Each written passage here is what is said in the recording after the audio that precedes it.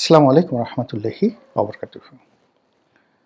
সম্মানিত দর্শক, আজকে যে প্রসঙ্গটি নিয়ে আলোচনা করব, আপনাদের যদি খুব বেশি তাড়া না থাকে, অনুগ্রহ করে এই ভিডিওটি শেষ পর্যন্ত দেখবেন।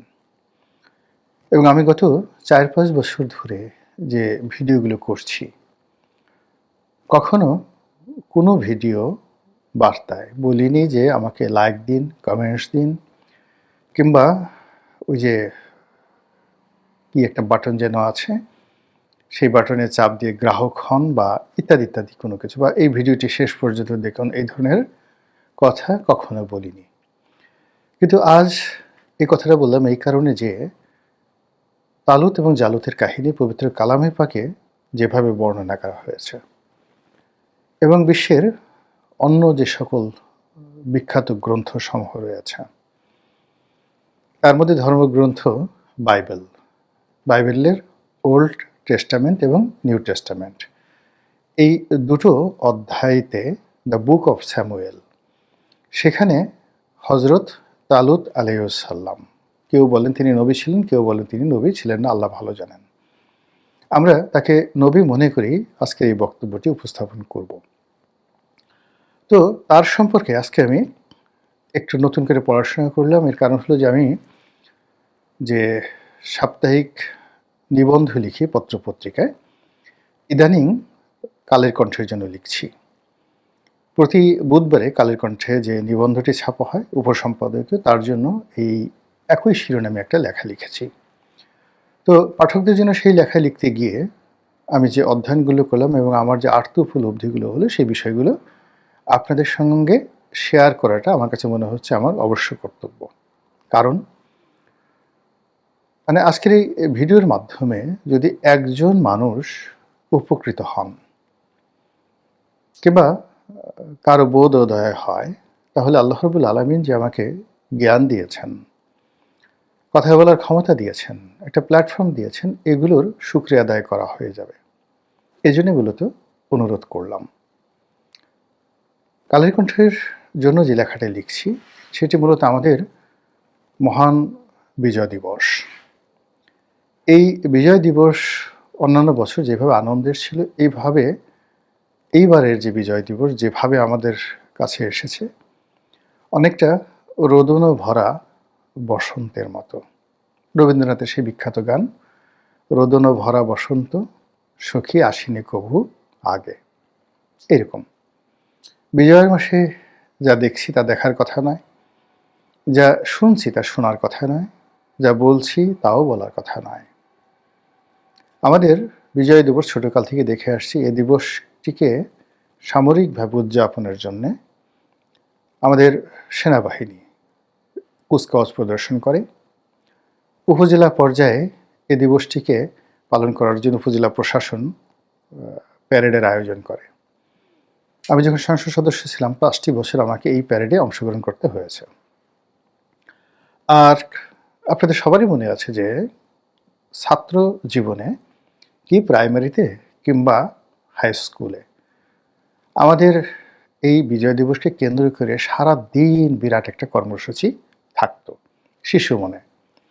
এর ফলে কি হলো, স্বাধীনতা, সার্বভৌমত্ব, জাতীয় পতাকা এবং দেশাত্মবোধ একটি শিশুর মন এবং মননে যেভাবে অনুপ্রবেশ করত, যা পরবর্তীকালে আমার সোনার বাংলা আমি তোমায় ভালোবাসি, বা বাংলাদেশ, জীবন বাংলাদেশ আমার মরণ বাংলাদেশ, আপনি যেভাবেই বর্ণনা করেন না কেন, দেশপ্রেম আপনার হৃদয়ের মধ্যে উচ্ছ্বরিত হতো। কিন্তু এইবার এসে যে বিরূপ পরিস্থিতি, সেই বিরূপ পরিস্থিতিতে সরকার সিদ্ধান্ত নিয়েছে এবছর কোনো সামরিক কুচকাওয়াজ হবে না, যেভাবে গত বছরও কিন্তু হয়নি। তো অন্যান্য যে সকল ঘটনা, সেই ঘটনার ফলে এখন আমাদের অনেকের মুখ দিয়ে কথা বেরোচ্ছে যে আমাদের স্বাধীনতা এবং সার্বভৌমত্বের যে অনুভূতি, সেই জায়গাটা কোথায় যাচ্ছে। যে জাতি স্বাধীনতার স্বপ্ন দেখে না, আল্লাহ রাব্বুল আলামিন কখনো তাদেরকে স্বাধীনতা দান করেন না। আবার কোনো জাতি শত শত বছর, হাজার হাজার বছর ধরে স্বাধীনতার স্বপ্নে বিভোর থাকে, তারপর আল্লাহ রাব্বুল আলামিন তাদেরকে স্বাধীন করেন।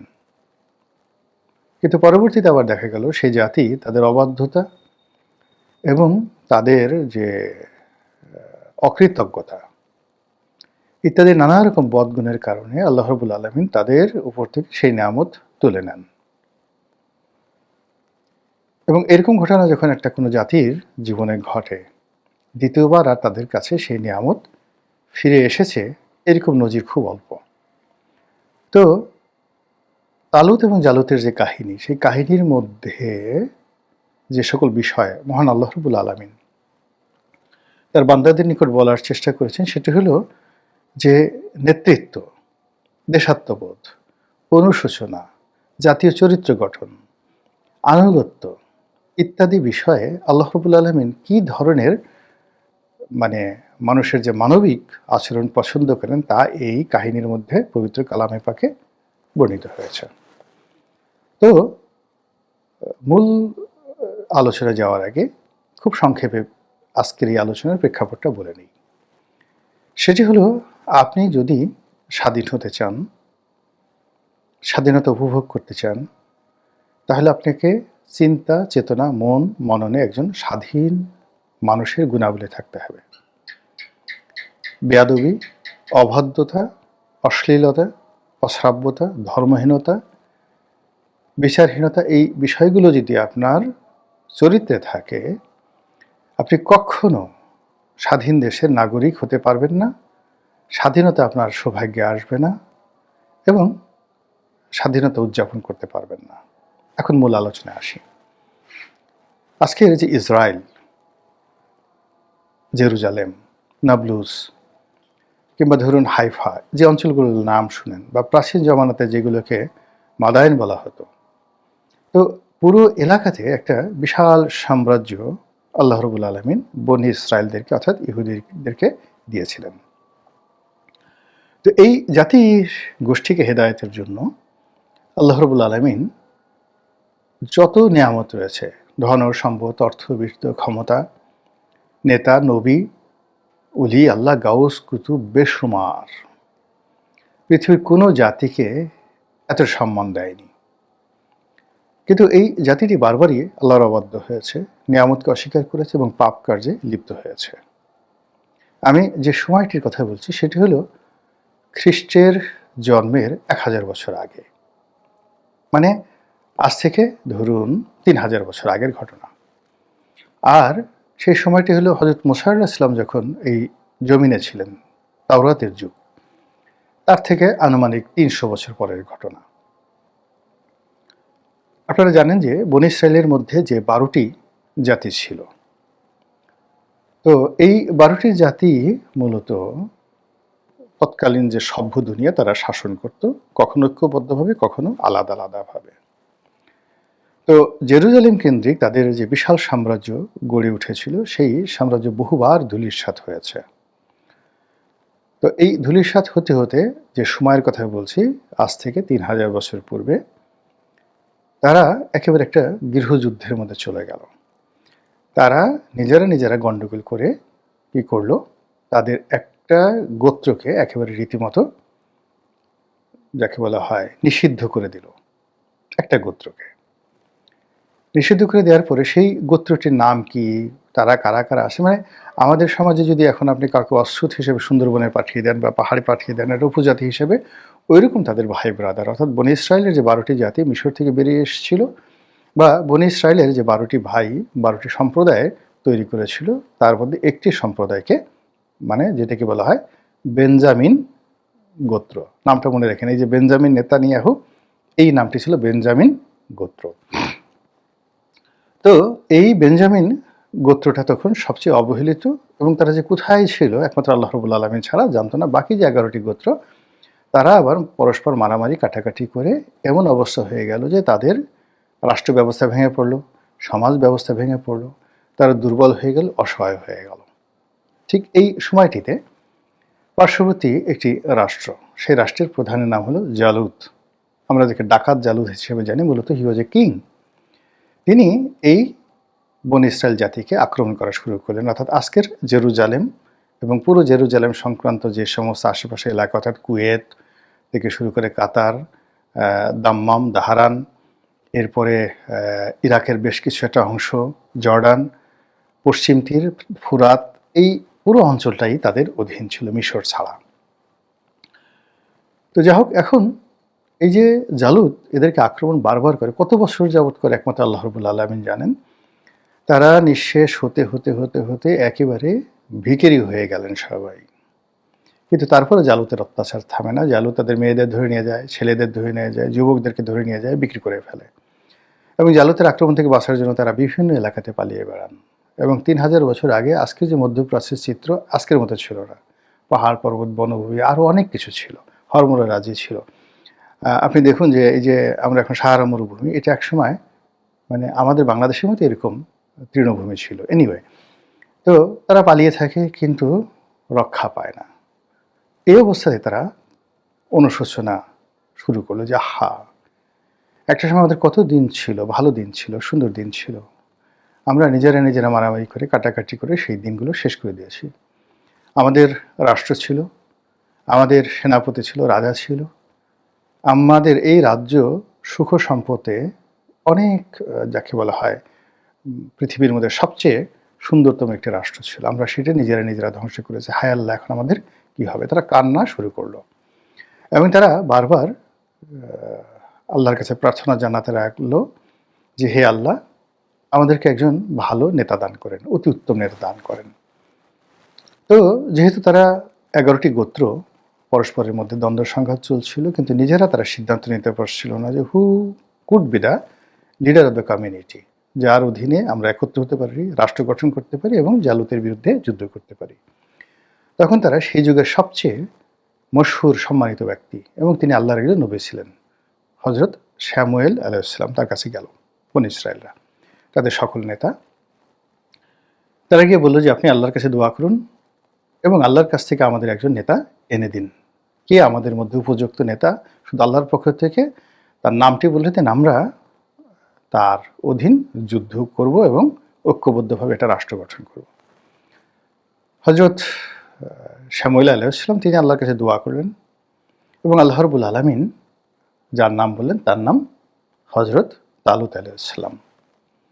এবং ওই যে বনী ইসরায়েলের 12টি গোত্রের মধ্যে যে বেঞ্জামিন যে গোত্রটি, যাকে সবাই মিলে তাড়িয়ে দিয়েছিল, যে কিনা একেবারে রাষ্ট্রের কোনো একটা জায়গাতে তারা গিয়ে পালিয়েছিল, ঠিক সেই গোত্রের 20-22 বছরের এক যুবক তালুত, আল্লাহর পক্ষ থেকে হুকুম আসলো যে তালুত এখন তোমাদের নেতা হবেন।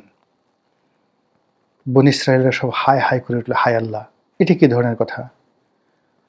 আমাদের এত ক্ষমতা, এত টাকা, এত সৌন্দর্য, সামরিক জ্ঞান, এত ঐতিহ্য, সব কিছু বাদ দিয়ে আমাদের মধ্যে কাউকে পছন্দ হলো না।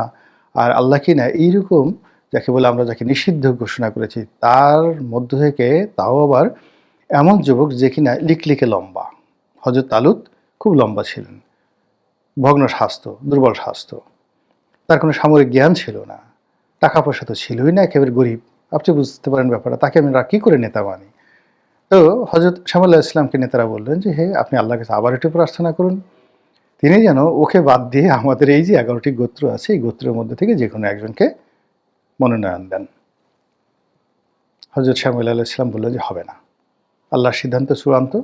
তোমাদেরকে যদি বর্তমান অবস্থা থেকে রক্ষা পেতে হয়, মুক্তি পেতে হয়, তাহলে তোমাদের যে অহংকারী মন, উদ্যত মন, সেই উদ্যত মনকে অবনত করো এবং আল্লাহর সিদ্ধান্ত মেনে তার অধীনে যুদ্ধ করো। আল্লাহর সাহায্য, প্রাকৃতিক সাহায্য, খোদাই সাহায্য তোমাদের জন্য কার্যকর হবে, আদারওয়াইজ তোমরা এইভাবেই নিন্দিত হতে থাকবে। তো বনী ইসরাইল জাতি এতটা নির্যাতিত, নিপীড়িত হচ্ছিল যে তখন তাদের অহমিকাবোধ চলে গেল। তারা সবাই হযরত তালুত আলাইহিস সালামের নেতৃত্ব মেনে নিলেন এবং তার নেতৃত্ব মেনে যুদ্ধে গেলেন। সেই যুদ্ধে জয়লাভ হলো, অনেক বড় লম্বা কাহিনী, আমি আর সেদিকে যাব না। সেই যুদ্ধের পরে যে একটা ডাইনেস্টি তৈরি হলো, সেই ডাইনেস্টি অর্থাৎ হযরত তালুত আলাইহিস সালাম, কেউ বলেন 20 বছর, কেউ বলেন 40 বছর তিনি রাজ্য শাসন করেছেন, বিশাল এক সাম্রাজ্য গঠন করেছেন। তার মৃত্যুর পর তার সন্তান 2 বছরের জন্য শাসন করেছে। এরপর তার মেয়ের জামাই হযরত দাউদ আলাইহিস সালাম তিনি রাজত্ব লাভ করেন। আর হযরত দাউদ আলাইহিস সালামের পর হযরত সুলাইমান আলাইহিস সালাম যে রাজত্ব তিনি লাভ করেন, কিং সলোমন রূপে সারা দুনিয়াতে মশহুর। আর এই সকল কাহিনী কোরআনে বর্ণিত রয়েছে, সকল যাকে বলা হয় ধর্মগ্রন্থে বর্ণিত রয়েছে। তো এই যে একটা বিশাল সাম্রাজ্য পৃথিবীর বুকে তারা গড়ে তুললেন, ফলে বনী ইসরাইল জাতিকে বহু বছর আর কোনো দুর্ভোগ দুর্দশা পোহাতে হয়নি। তো এই যে তালুত এবং জালুতের যে কাহিনী, সেই কাহিনী যদি আপনি আমি স্মরণ করি আজকের এই বিজয়ের মাসে, তাহলে প্রথমত আমাদের অহংবোধ দূর করতে হবে। মহান আল্লাহ রাব্বুল আলামিন আমাদেরকে যে 1971 সনে মহান মুক্তিযুদ্ধের মাধ্যমে স্বাধীনতা সার্বভৌমত্ব দিয়েছেন, আল্লাহর এই নিয়ামতের প্রতি আমাদের শুকরগুজার করতে হবে। যে নিয়ামতের ব্যাপারে শুকরগুজার হওয়ার জন্য আল্লাহ রাব্বুল আলামিন আল্লাহ রাসূলের মাধ্যমে আমাদেরকে নির্দেশ দিয়েছেন, স্মরণ করে দিচ্ছেন, আলাম ইয়াজিদকা ইয়াতীমান ফাওয়া, হে নবী আমি কি আপনাকে এতিম হিসেবে পাইনি? এরপর আমি কি আপনাকে আশ্রয় দান করিনি? সুতরাং আপনার প্রতি যে নিয়ামত দেওয়া হয়েছে, ও আম্মা বিনিয়ামতে রব্বিকা ফাহাদ্দিস, আপনার প্রতি যে নিয়ামত দেওয়া হয়েছে সেই নিয়ামতের শুকরিয়া আদায় করুন। তো এই যে আমাদের প্রতি যে নিয়ামত দেওয়া হয়েছে 2025 সনে ডিসেম্বর মাসে বুকে হাত দিয়ে একবার একটু চিন্তা করুন তো, কয়দিন আপনি স্মরণ করেছেন যে আপনার স্বাধীনতা আপনার জন্য বিরাট একটা নিয়ামত, আপনার পরিবারের জন্য নিয়ামত। এই স্বাধীনতা রক্ষার জন্য আপনার দায়িত্ব রয়েছে, কর্তব্য রয়েছে, আপনার জবানের হক আছে, শরীরের হক আছে, চিন্তা এবং চেতনার হক আছে, সঙ্গে সঙ্গে আল্লাহর হক আছে। সেই হক আমরা যদি সবাই আদায় করতে না পারি, তাহলে এই নিয়ামত আল্লাহ উঠিয়ে নেবেন। আল্লাহর এই গজব থেকে আল্লাহর দরবারে পানাহা চাই, আমি নিজে যেন আমার প্রতি অর্পিত দায়িত্ব এবং কর্তব্য পালন করতে পারি, আর আপনারা যারা দেখলেন তারাও যেন দায়িত্ব এবং কর্তব্য পালন করতে পারেন দেশের উপর, এবং দেশপ্রেমে উদ্বুদ্ধ হতে পারেন, সেই দোয়া করছি। আসসালামু আলাইকুম ওয়া রাহমাতুল্লাহি ওয়া বারাকাতুহু।